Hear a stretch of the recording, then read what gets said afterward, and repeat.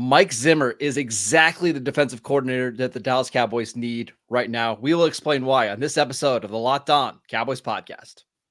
You are Locked On Cowboys, your daily Dallas Cowboys podcast. Part of the Locked On Podcast Network, your team every day. Locked on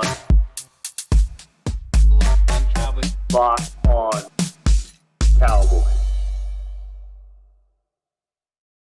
Welcome back to the Locked On Cowboys podcast, part of the Locked On Podcast Network, your team every day. We'd like to thank you for making us your first listen of the day. Today's episode is brought to you by Game Time.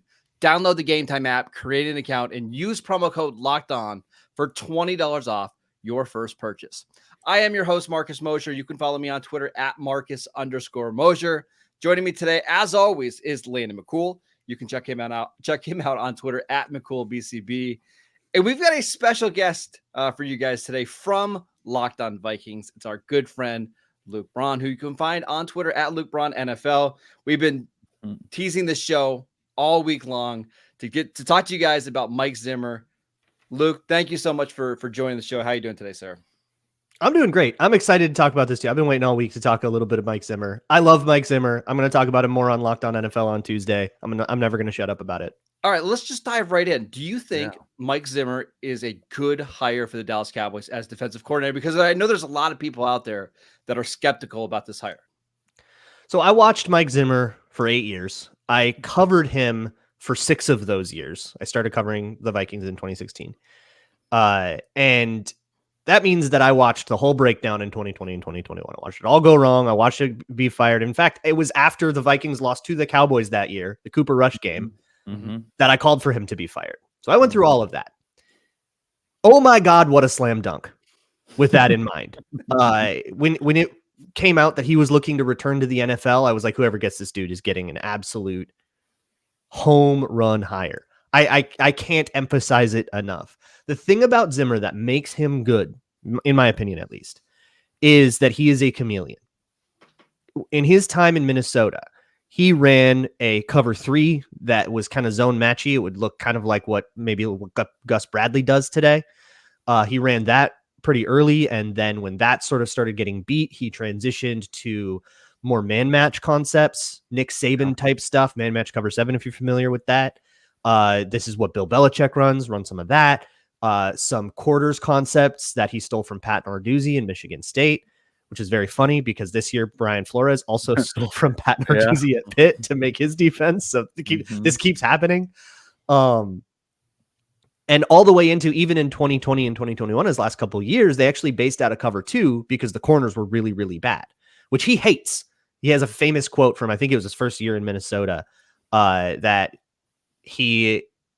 somebody said that, like, coach, I'm a cover 2 corner. And he said, cover 2 corner? Cover 2 corner is nothing. I could go to 7-Eleven and find a cover 2 corner because cover 2 is the easiest coverage for a cornerback to pull off. All you do is sit in the flat and redirect someone. Like, that's the world. Yeah. So he does not like that. And I think he got a bit of a bad rap because we'll go with brash in his press conferences. He was very brutally honest with the media sometimes. He was abrasive with the media sometimes. He would get annoyed if he got asked too many times about injuries, and he would be visibly like standoffish about it. So I think that kind of, and especially when you like piss off the guys writing the articles that everyone gets their opinions from, that's going to affect the way that people look at him. Not to say that there weren't a lot of issues at the end there, but most of them were him as a head coach and as a leader, kind of losing his mind at the stresses of that job, and especially at the stresses of being on the hot seat and eventually knowing that you were going to be fired, like the last few weeks of 2021 when the Vikings were functionally eliminated from the playoffs, which meant he was going to be fired. He kind of knew. But to me, the one takeaway, if anybody wants to listen to this about Mike Zimmer and they can only listen to the first 5 minutes of it and they want to take something away, it's that he is a chameleon. I'm sure he's going to run some cover 7 stuff with you guys to start, but it really truly does depend on who the guys are. And I think that that's the best way a coach should be. And that's honestly, a lot of our experience when he was with Dallas. I mean, he came into a situation where Parcells came into a situation where he was here, right? And Parcells convinced him to let him kind of, run the defense the way he wanted, and was able to kind of slowly make that transition from 4-3 to 3-4, and obviously didn't have any problems kind of running that sort of defense, which obviously schematically up front at least was very different than what he was used to running in Dallas previously, and obviously different than what he ran in Cincinnati, and then eventually with the Minnesota. First of all, I just want to point out that with the blue lights and my very red face, it looks like I have a very purple Minnesota Vikings kind of look to me. So that's just because the of redness is I thought that was a Zimmer homage. No, well, it's a Nice little bit of tomato both, face honestly. It's a little. I think it was a Zimmer homage, and then when I saw your background, Luke, I realized that I'm turning a color of Minnesota Viking purple. So. Yeah, I think I love everything you said. That's kind of the views that we sort of got out from the outside from the hire initially. There was obviously a lot of skepticism up front because this is like a retread situation. The Cowboys have been through several retread situations, but like the Quinn situation, it was a very positive situation. We had a coach who kind of came off of a head coaching job that kind of learned some things, changed some things about him, and then came in and at least for a couple of years, was obviously a very, very positive influence on the Cowboys defense. I think my first big question I have here is, most of the reason that it seems like Zim was gone in Minnesota were, related to jobs and aspects of the jobs that are specifically head coach related, right? Like the way he handled the media, the way the leadership of the team kind of overall, but not so much the guidance of the defense or any of the X's and O's or any of that aspect that actually will have an effect on how he's going to be a defensive coordinator for the Cowboys. Let's talk about actual weaknesses in the defensive scheme, because I see a lot of positives, right? Like there's a lot of positives and we've heard a lot of, we've heard from a couple different folks about, what to expect positively from him, a little bit more, looks a little bit, more chameleon stuff. Like you mentioned, we've heard that, to expect less nickel and dime than what we've been running with Quinn, which, is almost obvious because almost no one runs as much nickel and dime as Quinn does. Yeah, but maybe. I think that kind of thing depends on who is there. I think he really doesn't have a loyalty to base or to this or to that. Like it depends on who. If you've got a lot of good run defending defensive linemen, then sure, yeah, let's sit in our base and let's pound these guys. But if you have good corners, if you have a good nickel, I don't know what the roster's about, but like it's very much the best 11. And that's kind of part of the chameleon thing. But I'll tell you this. So the biggest downside that was in terms of defensive coaching, which did fall apart in the last couple of years, like things totally fell apart. You got to make sure that he's not that guy anymore. But I don't think he is. I think a year off is exactly what he needed, or a year coaching in Jackson State. But the learning curve is the one that you're going to hear about a lot, with a lot of rookies, especially defensive backs, which is what Zimmer coached when he was under Bill Parcells at Dallas. Especially with the defensive backs, it took him a while. Trey Waynes was one. It took his first couple years. He wasn't even starting. And it took him a while to get up, and then he turned into a reasonable starting cornerback too. Same with Mackenzie Alexander, who was our nickel corner for a while. Did a couple of years where he was a disaster. I mean, he was unplayably bad, and then kind of had this breakout in his third year. It took a while to get things down. And I don't know how familiar you are with like cover 7 rules, man match cover 7. It's the Saban thing. It's man coverage functionally, but instead of just lining up pre-snap and saying you take that guy, you have a certain amount of rules. You take the third guy in, but if he goes deep, then you pass him off, and it's like a set of rules. It's not quite zone coverage, but it's a set of rules. And that's really complicated to learn and to get really familiar with, in particular, because communication is really hard in that. Yeah. When it's working at its best, the best defense that Zimmer had was in 2017. They go to the NFC Championship. That year, the Vikings had players that had played together for so long that not only did they know all the checks and push calls and smash calls and all the different things that can change those rules on the fly in the middle of a play, depending on what route concept you see. Not only did they all know those rules, they didn't have to say a word. They all just knew everybody's job so well. And for Zimmer, he thinks that that's a worthy trade-off. He'll defend that if pressed about it.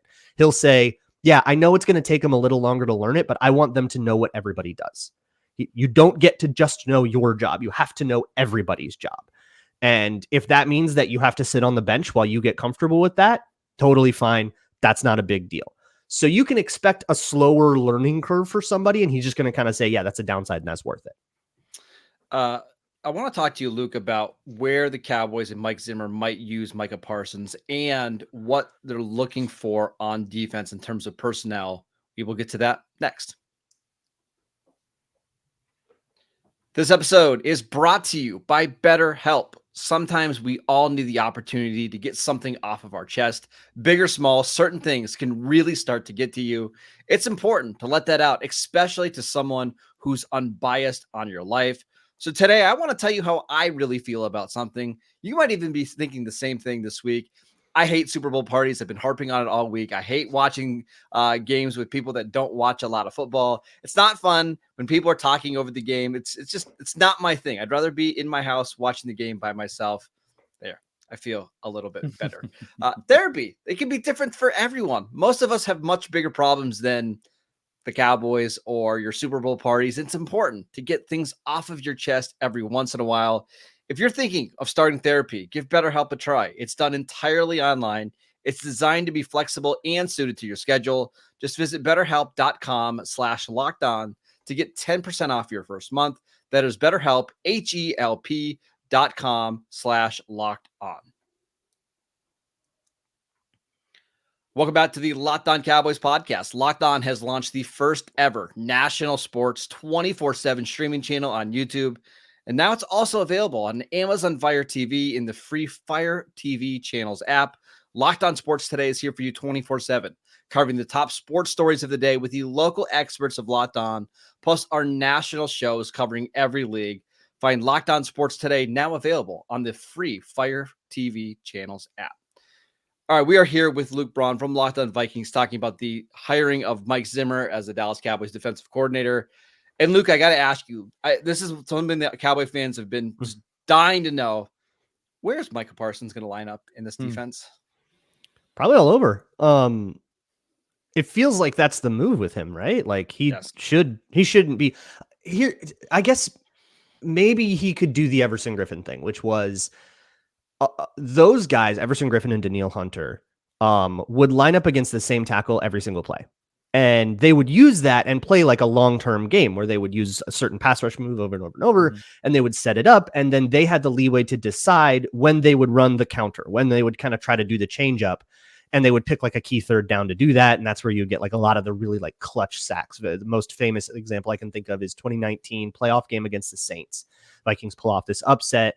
Ryan Ramczyk gives up the first sack he gave up that whole year to Danielle Hunter, who had been setting him up the entire game to do it. It was one of the coolest things ever. So maybe you do that.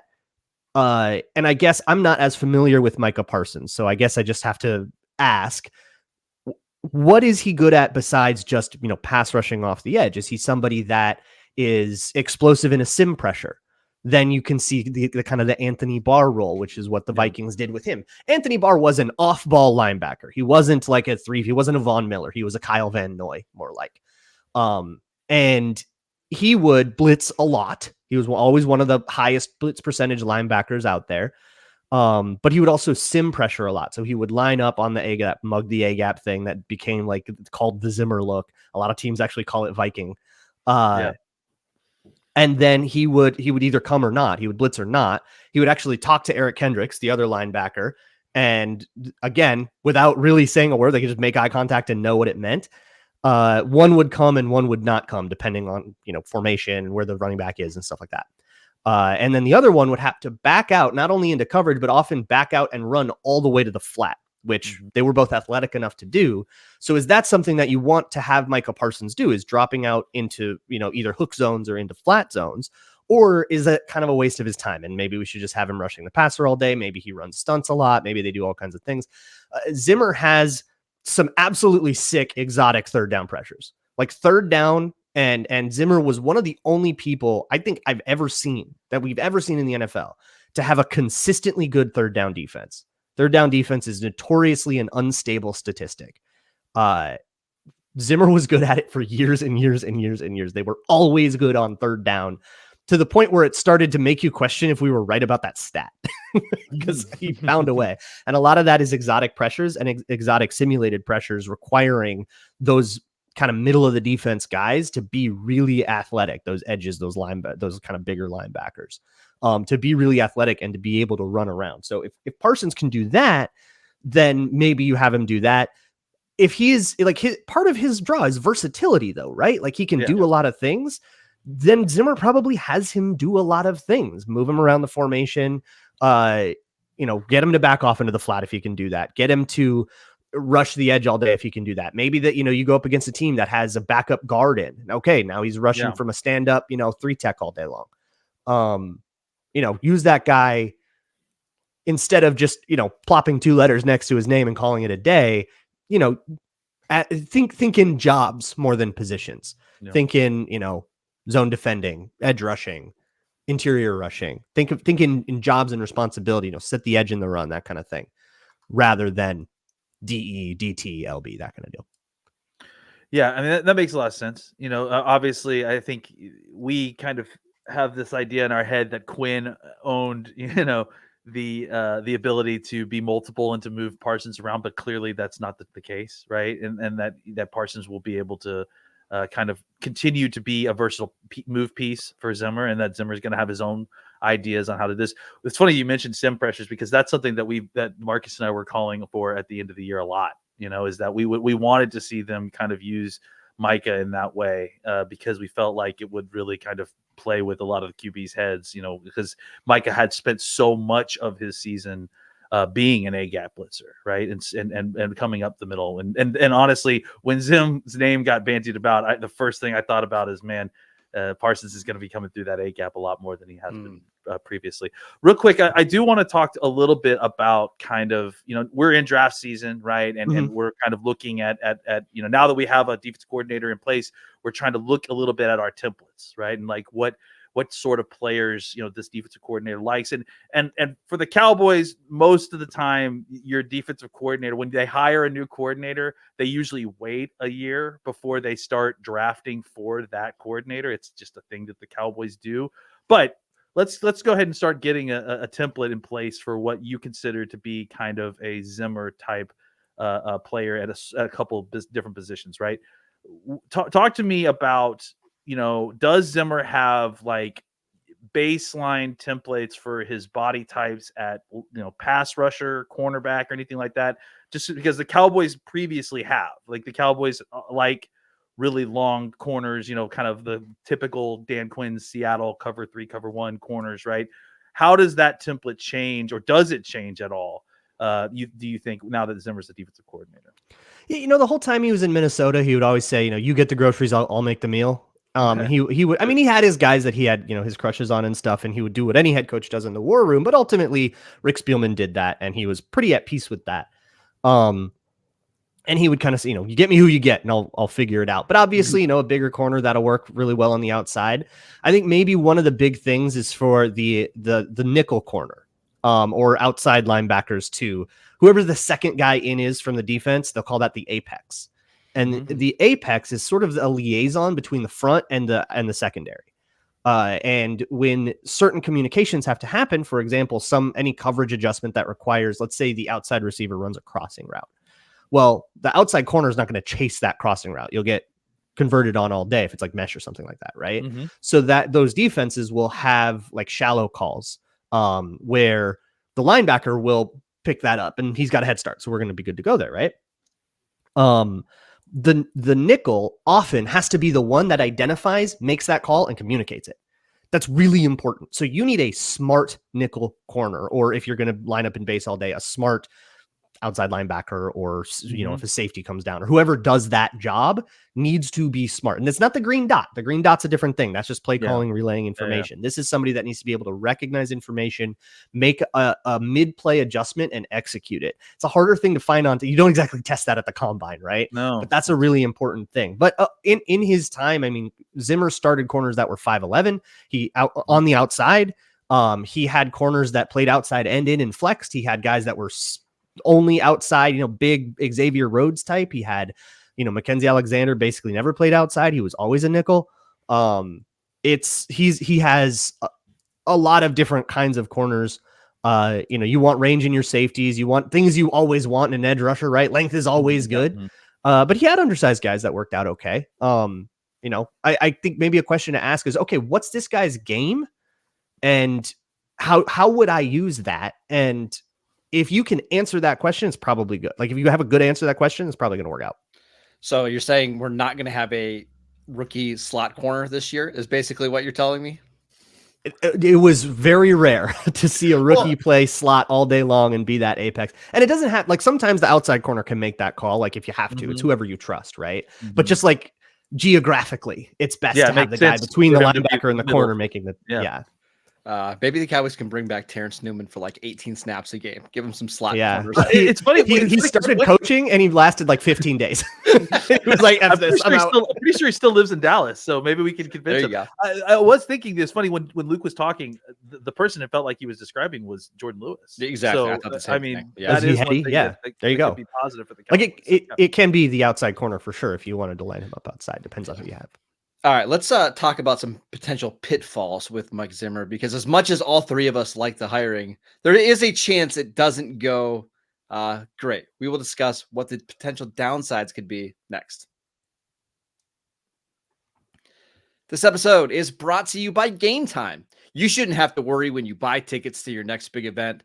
Game Time is the fastest and easiest way to buy tickets for all of the sports, music, comedy, and theater events near you.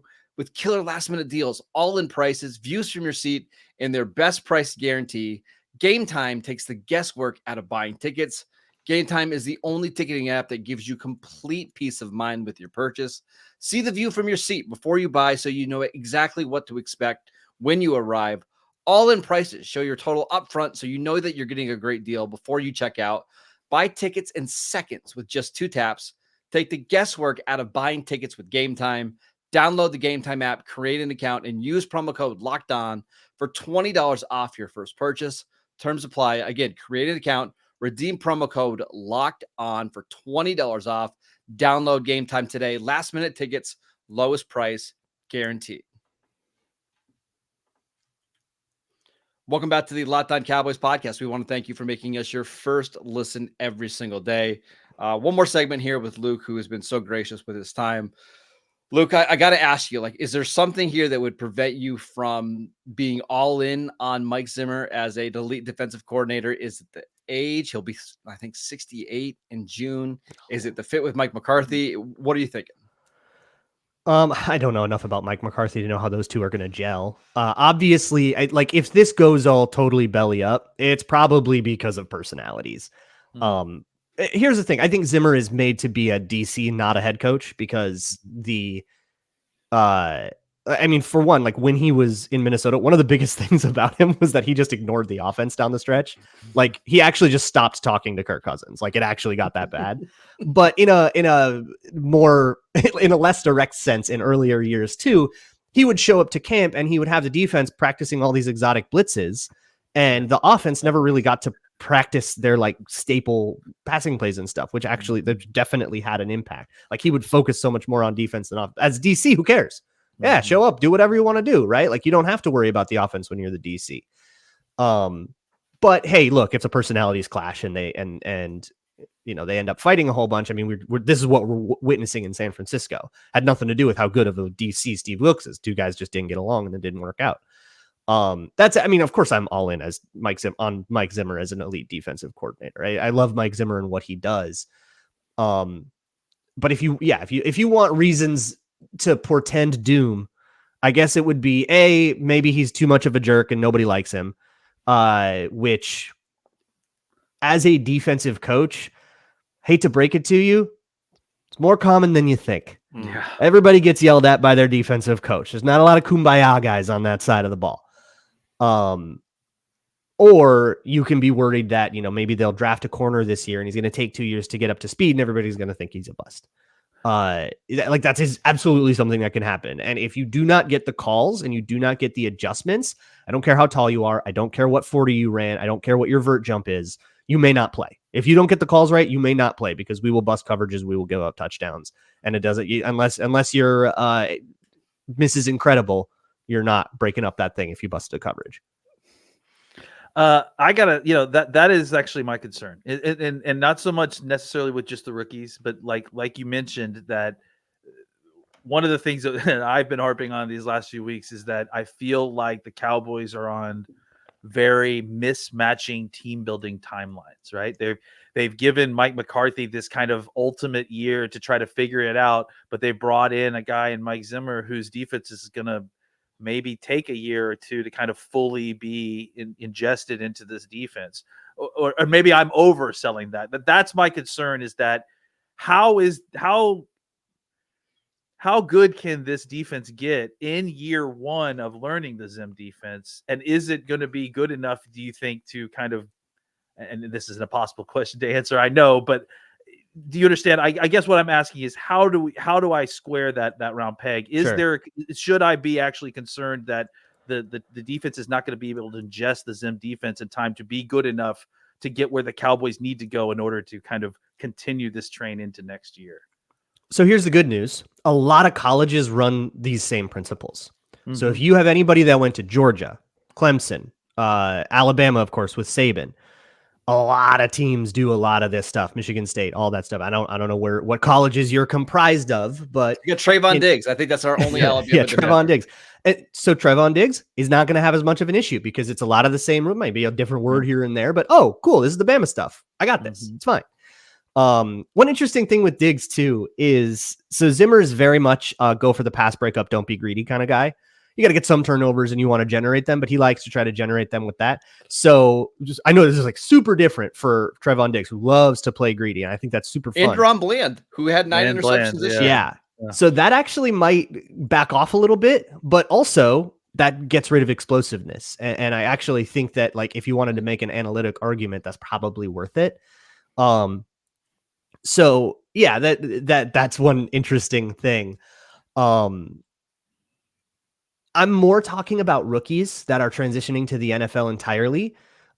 Free agent corners could come in, and at the very least, we had in 2021 in his last season, Patrick Peterson came in, had a pretty good year right away. Pat P is smarter than your average whoever, but there's precedent for it working out. But it's more developing a rookie and understanding those calls and checks and adjustments. But Dan Quinn has calls and checks and adjustments too. You're just learning a different rule set rather than teaching your brain how to think in a rule set is a little bit different. So I'm not thinking that suddenly the defense is just going to take 2 years off and you're going to give up 40 points a game or anything like that. No. The Vikings gave up 40 points a game when they had Cordrea Tankersley playing cornerback 1, and and we're trying to make things work with like Troy Dye and the ghost of Todd Davis. Like, that's when things went really bad with the Vikings defense, and there's nothing a coach can do about that at a certain point. So I think if there's talent, he'll figure out how to use it. And honestly, if he's trying to teach man match cover 7 and in the first couple of days it's not taking, I wouldn't put it past Zim to say, all right, let's just run some cover 3, because that's what you guys know. And I understand it, and I've been there, and like, that's the chameleon thing. So yeah, rookies will have slower development curves. I would prepare yourself for that, but I would be pretty surprised if the Cowboys defense wasn't pretty awesome. Luke, this has been amazing. Thank you so much for jumping on the show. Of course, I can't thank you enough for doing this. I've learned a lot. As you were talking, I'm thinking maybe the Cowboys just won't draft a lot of defenders this year, and they'll just try to sign some veteran free agents to fill holes and use their picks on offense. That makes a lot of sense. Which I think it makes a lot of sense, especially when you look at this draft and how it matches some of the Cowboys' needs. So yeah, not Jaron Curse though. He's not Jaron Curse. He will not. Hey, we've already penciled him out the door. He's gone. Yeah. We've already fitted him for a Washington Commanders jersey. I think. Yes. Yeah. All right. Yeah, he'll stay in the division out of spite. I could see him doing that. Yeah, 100%. 100%. Go follow Luke on Twitter at Luke Braun NFL. Go check out the Locked On Vikings show. He does a fantastic job over there. Go follow Landon on Twitter at McCoolBCB. Go download the podcast wherever you get your podcasts. We are free and available on all platforms. Check out the show on YouTube as well. You can follow me at Marcus_Mosier, and we will see you guys right back here tomorrow.